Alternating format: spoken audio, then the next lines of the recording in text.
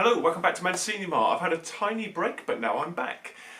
Before we get on to today's movie review, if you could do the usual for me, please like this video, click the thumbs up button, doesn't cost you a penny, just helps the channel, really makes me encouraged to do some more of these videos, because if I don't get the likes and I don't get the shares and the videos are just sitting there and nobody's watching them, what's the point really, you know? So yeah, if you could click the thumbs up button, that would be great. If you are new to the channel, only if you're new to the channel, please hit the subscribe button. If you are already a subscriber, don't touch that button, leave it alone. And also hit the notification bell and you'll know when I've done another one of these videos. So let's move on with today's movie review.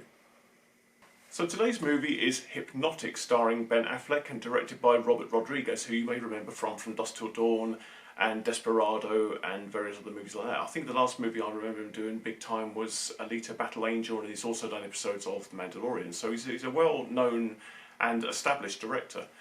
So yeah, Ben Affleck plays a cop called Daniel Rourke, and at the beginning of the film we see him undergoing a hypnosis session because he's lost his daughter. He was in a park, in a playground, he took his eye off his daughter for a moment and somebody kidnapped her and took her away, and nobody knows where she is, and that's the crime that he's trying to solve, and obviously he's having therapy to deal with that loss.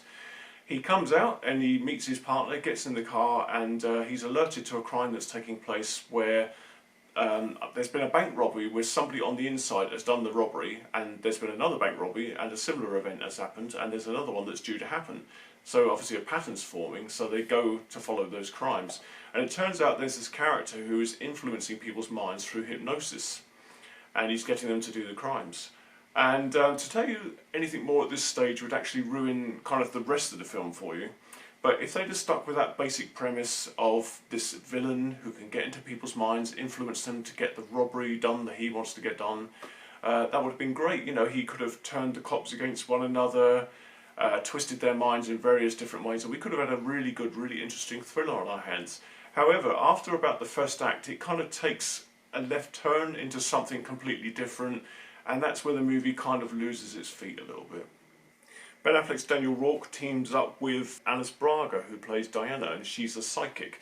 But however, she's got a bit of a mixed past, so she's kind of dabbled with criminal activities before, and he kind of rumbles that, but however, she does seem to have this power where she can get into people's minds and influence them as well. So she seems to be one of these hypnotics as well. The main villain of the piece, or as it's portrayed, is William Fichtner, and he plays a character called Del Rain, and he seems to be at every event that something's happening. He's at the bank robberies, and he's the one that Ben Affleck is after. The cast, to be fair, are very good in their roles. Ben Affleck kind of downplays it a little bit. He's very little bit dour, a little bit kind of stoic, and you don't know whether that's because he's lost his daughter and he's internalising and all that business, but he does seem very dour and very stoic in this film. But the performances I thought were actually really good. I thought everybody was really good in their part in the film. It's just the rest of the film that lets it down, I'm afraid. Other things I can say is I thought the soundtrack was very boring and very dull, and it kind of got irritating after a while. I don't know who did the score for this, but it was one of the first things that I noticed during the film. As the film started off, you got this kind of pounding soundtrack and it rumbles on in the background. And yeah, it just... it kind of got under my skin a little bit, you know. It kind of got irritating. Oh God, I wish they'd change the score. I wish they'd get somebody else to do this movie and get rid of that. The other thing is they use one of those things I pet hate in movies, which is one of those washout filters where everything looks like it's drained of colour and it's just like somebody's taken all of the vibrancy out of a picture. Yeah, so I didn't like that as well. The other things that I would say is this movie does try to be something like Christopher Nolan's film Inception, in that it tries a few visual effects to do with the hypnosis, and it kind of riffs off of that a little bit, which some of it's quite interesting and you know, could have probably worked, but you just don't feel that it goes far enough into that land. It kind of touches upon it and then it moves on to something else as well. So yeah, a little bit of a letdown there as well. Strangely, as I mentioned previously, the movie was actually written in 2002, and it does kind of feel like a movie that should have been released back in that era. With the washed out colours, with the kind of droning score. It reminded me of some of the films like, I think Ben Affleck did another film called Paycheck, which was very similar, kind of around that era. And there was Minority Report as well, with Tom Cruise. It feels like a movie that should have been released back in 2002. It kind of has that mentality about it. Releasing it in the modern day It looks like it's trying to riff off of Inception and other movies, and it just looks a little bit lost in this time frame, which is a strange thing to say, but yeah, it does feel like it's a movie lost in time. I kind of enjoyed it. I thought it was okay. It's not a movie that I would rush out and watch again. Like I say, if they'd gone with the first part of the plot, with the William Fichtner's character Dalrain getting into people's minds, influencing people, and having the cops on the chase after him all the time, something kind of like a modern sci-fi type 7 type thing, that would have been really good. I think, you know, they had a great concept there, and then they take that left turn after we get past the first act, and everything kind of goes to pot a little bit, really. They go off into this overcomplicated, over-convoluted plot that kind of loses people, and unfortunately, the sad thing to say is it's actually quite boring. You know, it comes across as a kind of a B movie rather than an A movie. Like I say, I don't know how long or if this will even get a cinema release. It's scheduled for May the 26th, so end of this month. Whether it'll actually get a cinema release, whether it will stay longer than a week, I don't know. Maybe 1 or 2 cinemas around the country will show it, but I really don't think it's going to get a long run. Don't really expect great things from this. I think given maybe a couple of months, it'll probably turn up on a streaming platform somewhere, maybe Netflix, maybe Amazon Prime.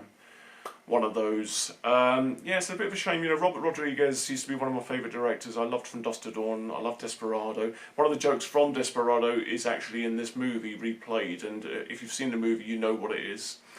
You know, if you've seen Desperado, you know what it is.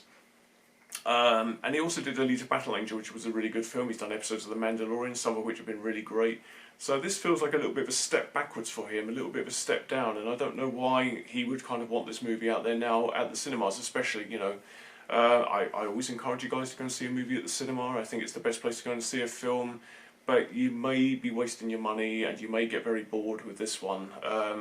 Yeah, I think it's a wasted opportunity. Like I say, first act, fantastic. Great concept there. They could have gone with a really good story and developed that and done something very interesting. As it moves past that first act, everything kind of goes to pot. What's really strange is once you get to the end of the film, the credits start going up, there is a mid-credit scene. I didn't stay to see whether there was a very end credit scene, but there's a mid-credit scene which kind of suggests a sequel, which is really over-ambitious given what the film you've just seen, which is very strange, I felt. I kind of knew there might be a mid-credit scene, so I stuck around. And it plays out, and yeah, it's alright. You know, if you enjoyed the film that you'd seen beforehand, then you might enjoy what you get with this mid-credit scene. So, let's get down to it then. Should you go and see this in a cinema if you can find it in a cinema? I don't really think so. I think you might think that you might be wasting your money, or, you know, I'm sorry for my ring doorbell, keep going off by the way. You might feel like you're wasting your money, or wasting your time watching this film. I know there were a couple of people last night, about midway through, the old phones came up and they started scrolling their Facebook pages instead, which is a bad thing. Don't do that in the cinemas. So yeah, they were kind of getting bored and twitchy. I know a couple of people kind of got up and went to the loo and didn't really feel like they'd lost anything. So I would give this film, you know, out of my usual 10, it's got to be just over average. It's got to be just a 6 out of 10, unfortunately. 6 out of 10 film. Which is a shame, because I do like Ben Affleck as an actor, and I think, you know, all the rest of the cast were fantastic as well. Alice Braga was fantastic as Diana. But it didn't really gel together very well. I would wait and catch this on Sky sometime, or catch it on one of the other streaming channels, whichever one it's going to be on down the line. I don't think it's worth, you know, however much money you pay to go and see a cinema film nowadays. I don't think it's worth you going to see this film at the cinema. I think you can probably wait to see it on disc or on one of the streaming channels, or even if you really can't be bothered, wait for something like ITV or Channel 4 to show it in the early hours of the morning. So that is my review there for you of Hypnotic. A bit of a disappointment, unfortunately, given the great cast and given a great director. Robert Rodriguez is still a great director. He's just done a misstep with this one, unfortunately. What have we got coming up for you next week? So opening this Friday, we've got Fast X, which is obviously the latest in the Fast and Furious franchise. I don't know if you saw the premiere of Fast X, which took place in Rome this week.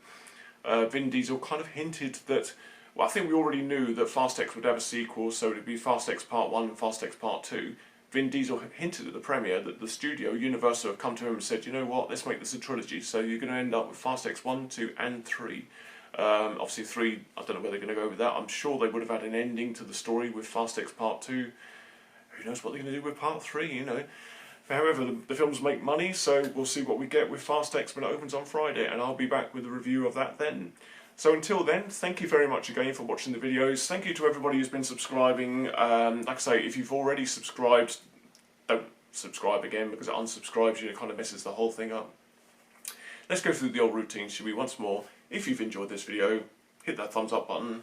I appreciate it. It just basically spreads the word across YouTube, lets other people know that my videos are out there, and it kind of widens my audience up a little bit. Like I say, I can only do this as long as I'm interested in doing it, and as long as I'm getting people watching the videos. If I'm just talking to an empty hall, if you like, there's no point, so I will stop doing them. Yeah, so if you could like the videos for me, that really helps me reach that wider audience. If you can hit the notification bell, that'll let you know when I've done a later video, or the latest video, and you'll be the first to know. And like I say, if you've subscribed to the channel already, then don't touch anything. If you're new to the channel and you've enjoyed watching this video and some of the other videos we've got on here, please do subscribe. And I will see you all soon. Until then, take care, and I'll be back with Fast X next time.